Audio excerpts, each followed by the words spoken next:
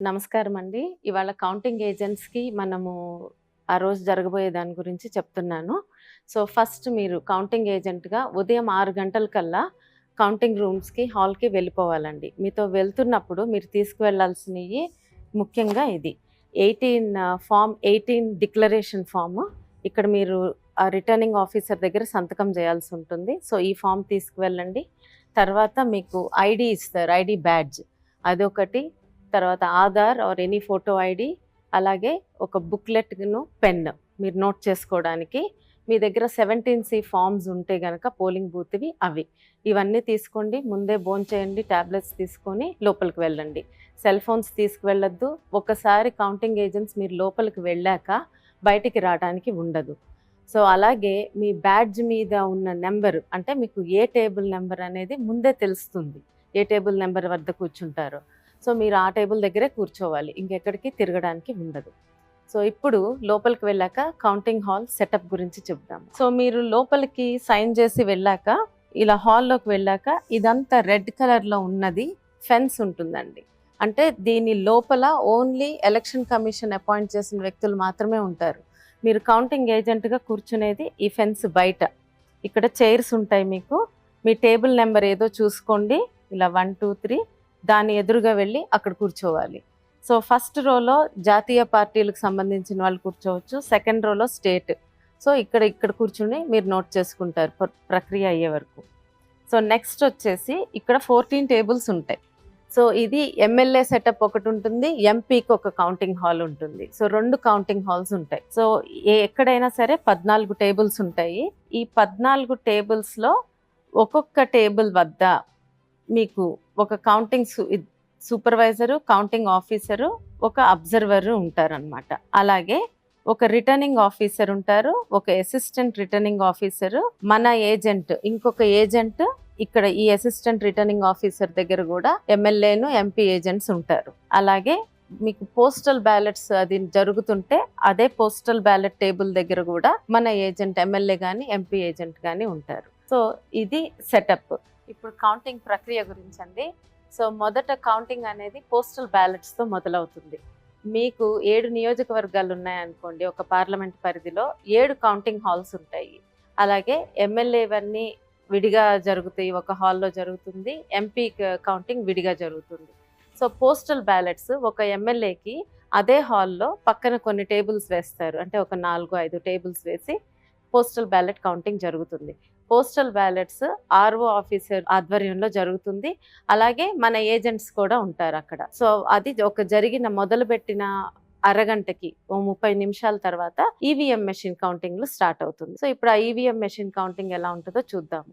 ఎంపీకేమో విడిగా ఇంకొక రూమ్లో పోస్టల్ బ్యాలెట్ కౌంటింగ్ జరుగుతూ ఉంటుంది. అక్కడ కూడా ఆర్ఓ అధికారిను, మన ఏజెంట్స్ ఉంటారు. సో, ఇప్పుడు ఈవీఎం కౌంటింగ్ ఎలా జరుగుతుందో చూద్దాం. సో, మీకు ముందుగానే మీ టేబుల్ నెంబర్ ఏదో మీకు తెలుసు కదా. సో, ఆ టేబుల్ దగ్గరికి వెళ్ళి మీరు ఫెన్స్ బయట కూర్చొని ఉంటారు.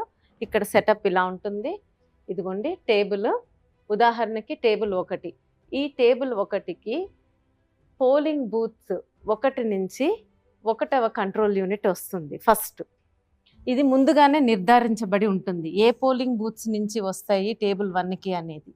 సో, అలాగే ఇప్పుడు టేబుల్ 2 ఉందనుకోండి. పోలింగ్ బూత్ 2 నుంచి కంట్రోల్ యూనిట్ 1 వస్తుంది. అలాగే టేబుల్ 14 అయితే పోలింగ్ బూత్ 14 నుంచి కంట్రోల్ యూనిట్ 1 వస్తుంది.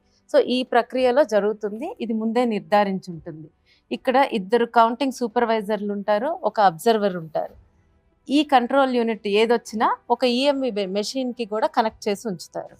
సో, ఇప్పుడు మీకు ఇలాంటి సూట్ కేసులో మీకు కంట్రోల్ యూనిట్ తీసుకొస్తారు. తీసుకొచ్చినప్పుడు మీరు ఫస్ట్ చూసుకోవాల్సింది సీల్స్. ఈ సీలు కరెక్ట్గా ఉందా. తర్వాత ఇది ఓపెన్ చేస్తారు. ఓపెన్ చేశాక కంట్రోల్ యూనిట్ బయటకు తీస్తారు. అడ్రస్ సీల్ చూసుకోండి సరిగ్గా ఉందో లేదో. ఆ తర్వాత పేపర్ సీల్ సరిగ్గా ఉందో లేదో చూడండి. తర్వాత ఈ పేపర్ సీల్ కట్ చేసి ఓపెన్ చేస్తారు.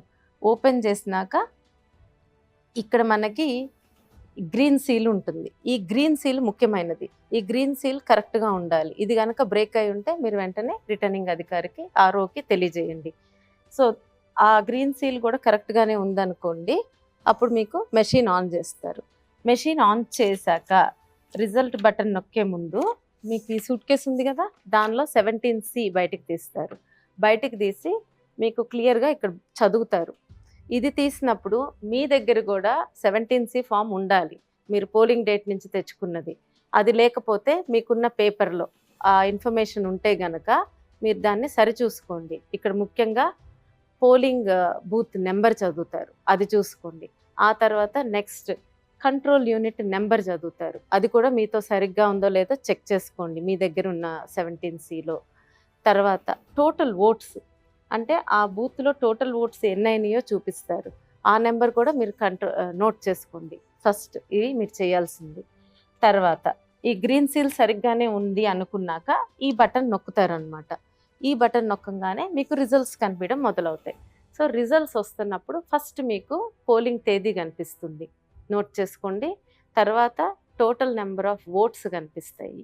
ఆ టోటల్ నెంబర్ ఆఫ్ ఓట్స్ మనకి ఇప్పుడు ఈ 17Cలో మీరు ముందు చూసుకున్నారు కదా, ఆ ఓట్స్ నెంబర్ కరెక్ట్ టాలీ అవ్వాలి. ఒకవేళ అది టాలీ అవ్వలేదనుకోండి, వెంటనే ఆర్ఓ ఆఫీసర్కి తెలియజేయండి. అప్పుడు టాలీ అవ్వకపోతే ఆయన వచ్చి ఆ మెషిన్ని మళ్ళీ పక్కకు తీసుకువెళ్తారనమాట. తీసుకువెళ్ళి మీరు ఆ రౌండ్ ఖాళీగా ఉంటారు. తర్వాత ఈ రిజల్ట్స్ స్టార్ట్ అవుతాయి, కనిపించడం స్టార్ట్ అవుతుంది మీకు. ఆ క్యాండిడేట్ 1, 2, 3 నోటా వరకు రిజల్ట్స్ డిస్ప్లే అవుతాయి. మీరు ప్రతిదీ మీ క్యాండిడేట్ది ముఖ్యంగా చూసుకొని అన్నీ నోట్ చేసుకోండి, నోటాతో సహా నోట్ చేసుకోండి. ఇవన్నీ ఏం ప్రాబ్లం లేకుండా జరిగిపోతే మీరు నోట్ చేసుకుంటున్నట్టే ఈ కౌంటింగ్ సూపర్వైజర్ కూడా 17C పార్ట్ 2 ఫిల్ చేస్తూ ఉంటారు, మీతో పాటు అన్ని రిజల్ట్స్ నోట్ చేస్తారు. మీకు ఒకవేళ రిజల్ట్స్ మళ్ళీ చూడాలనుకుంటే రిటర్నింగ్ అధికారిని అడిగితే ఆర్ఓని, మీకు మళ్ళీ రిజల్ట్ బటన్ నొక్కితే మళ్ళీ అన్నీ కనిపిస్తాయి. ఒకవేళ ఇదంతా సవ్యంగా అయిపోయింది, అందరూ అగ్రీ అయ్యారనుకోండి, ఒప్పుకుంటే మీకు కౌంటింగ్ సూపర్వైజర్ 17C పార్ట్ 2 సంతకం పెట్టమని అడుగుతారనమాట. సో దానిలో మీకు ఆ కంట్రోల్ యూనిట్ నెంబర్ కూడా రాసి, అవును ఇది ఇదే కంట్రోల్ యూనిట్లో జరిగింది కౌంటింగ్ అని చెప్పి మీరు సంతకం పెడతారు. అందరూ సమ్మతమే అయితే ఆ పేపర్ తీసుకెళ్ళి కౌంటింగ్ సూపర్వైజర్ ఆర్ఓకి అందజేస్తారు. ఆయన అది కూడా సరి చూసుకొని కరెక్ట్గా ఉంటే మైక్లో అనౌన్స్ చేస్తారు. బోర్డు మీద కూడా ఈ రిజల్ట్స్ అన్నీ డిస్ప్లే చేస్తారు. ఇదంతా జరిగితే ఒక రౌండ్ ప్రక్రియ కంప్లీట్ అయినట్టు. సామాన్యంగా ఈ రిజల్ట్స్ అనేది 2-3 నిమిషాల్లో అయిపోతుంది, కానీ ఈ చెకింగ్ అంతా అవ్వడానికి మినిమం అరగంట పడుతుంది. సో దాంతో ఒక రౌండ్ అయినట్టు. ఆ రౌండ్ అయిపోయాక నెక్స్ట్ ఈ అనౌన్స్ చేసిన పేపర్ ఈ 17C పార్ట్ 2ని ఇంకొక ఆఫీసర్కి ఇస్తారు. అది ఫామ్ 20లో ఇదన్నీ భద్రపరుస్తారు. ఫామ్ 20ని బట్టే మనకి తర్వాత క్యాండిడేట్స్కి అందించేది, దాన్ని బట్టే మన డిక్లేర్ చేసేది రిజల్ట్ని. సో ఇప్పుడు ఇదంతా అయిపోయాక మళ్ళీ మీ టేబుల్కి పోలింగ్ బూత్ 1 నుంచి సెకండ్ కంట్రోల్ యూనిట్ వస్తుందన్నమాట. సో అట్లా రెండో రౌండు ఆ నియోజకవర్గంలో ఉన్న పోలింగ్ బూత్స్ అన్ని కంట్రోల్ యూనిట్స్ అయిపోయే వరకు ఈ ప్రక్రియ కొనసాగుతుంది, అన్ని రౌండ్స్ అవుతాయి.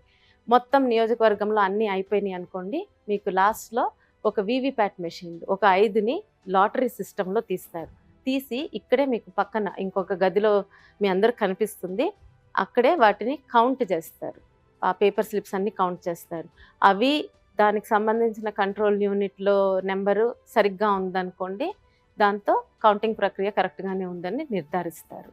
సో ఇప్పుడు ఏమేమి సమస్యలు రావచ్చు, ఒకవేళ మీకు ఈ కంట్రోల్ యూనిట్స్ తెచ్చినప్పుడు సీల్స్ సరిగ్గా లేకపోయినా, ఏ సీల్ లేకపోయినా రిటర్నింగ్ అధికారికి ఆర్ఓకి తెలియజేయండి. సో ఈ గ్రీన్ సీల్ వరకు బాగానే ఉంటే మీకు యాక్చువల్లీ ముందు కంటిన్యూ చేస్తారు.